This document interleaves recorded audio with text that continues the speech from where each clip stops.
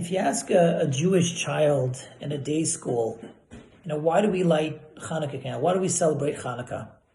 They'll tell you the story how when the Jews overcame the Greeks and they got back to the temple, they went and searched and they found only enough oil for one night, and a miracle happened. It lasted 8 nights.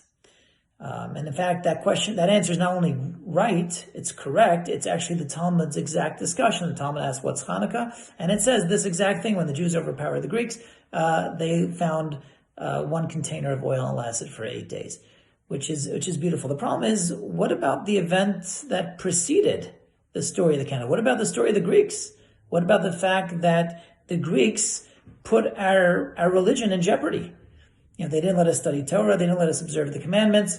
They threatened. They forced their religion upon us. They put idols in the temple. We were in big danger. And through a miraculous war, we won a war that we weren't supposed to win. We were weaker. We weren't able to fight the powerful Greek army. Isn't that the miracle of Hanukkah? Why do we emphasize the oil and lighting the candle in the temple? I would think that the war was a much more important salvation. I mean, without the war, we wouldn't be here today. And without that tremendous miracle, while the candles in the temple, if we have it, we do it. If we don't have it, no harm done. So why is the emphasis on the candles? So Rabbi Shmulevitz says something very powerful. He says, if you ever watch a woman taking care of a child, taking care of a baby, maybe changing the baby, dressing the baby, etc. By watching that, you have no way of knowing if that woman is the mother of the baby or just some hired help, maybe some nurse. You have no way of figuring it out. But if after the woman's done, she bends over and gives the child a kiss, so that now that's the mother. That's what gives it away.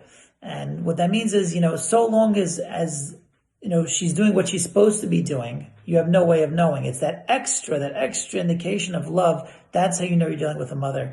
It's the same thing here with God. God promised us from the beginning. He promised Abraham, the Jews are going to be here, the religion's going to be here, it ain't going away, we're here to the very end. We've been here all along and we're going to be here till the end. So the fact that God's going to come along and, so to speak, do his job and save us from the Greeks, that's what he, so to speak, had to do. That was, so to speak, he promised he would do that. There's no indication of love there. There's an indication of responsibility.